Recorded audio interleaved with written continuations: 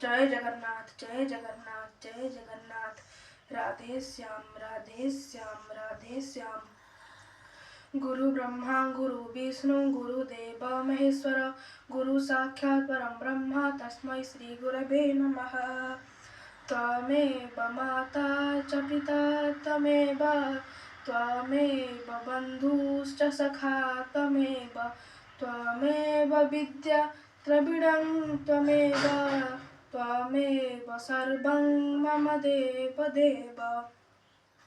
काली आमे गीतार प्रथम अध्यायर 29तम श्लोक को पाठ करिथिले।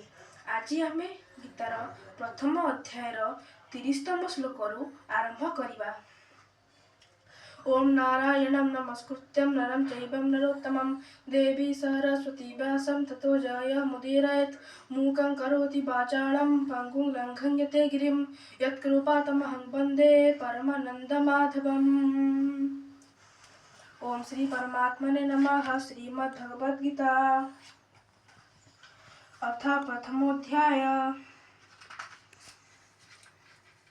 गाण्डीवं संसते हस्तात् त्वच्चैव परिदह्यते न च शक्नोम्यवस्थातुं भ्रमतीव च मे मनः। अर्थ हाथरू गाण्डीव धनु खसी पड़ुछि, चर्म भी भीषण ज्वाला करुछि तथा मोर मन घूर्णित ହେଲା परि लागुछि, तेणु मु ठिया होई रहिबाकू भी समर्थ होई पारु नाही। निमितानि च पश्यामि विपरीतानि केशव न च श्रेयोर्न पश्यामि हत्वा स्वजनमाहवे। अर्थ हे केशव, मु लक्षण सबकू विपरीत ही देखुछि। युद्धरे स्वजन समुदाय को मारिबारे कौनसी कल्याण भी देखि पारु नाही। न कांक्षेऽपि च यं कृष्ण न च राज्यं सुखानि च किं नो राज्येन गोविन्द किं भोर्गजीवितेन वः। अर्थ हे कृष्ण, मु विजय चाहू नाही कि राज्य तथा सुख मध्य चाहू नाही। हे गोविंद, आमर एपरि राज्य कि प्रयोजन अथवा एपरि भोग मानकरे ओ जीवन रे भी कि लाभ अछि। जेषामर्थे कांक्षितं नो राज्यं भोगा सुखानि च तैमेव स्थिता युद्धे प्राणं त्यक्त्वा धनानि च।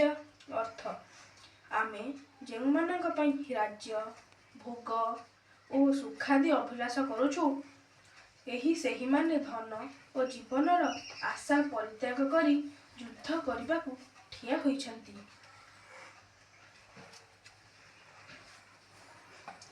आज पई एतिकी। आमे पुणी काली गीतार प्रथम अध्यायर 35तम श्लोक रु आरंभ करिबा। रहिली। जय जगन्नाथ।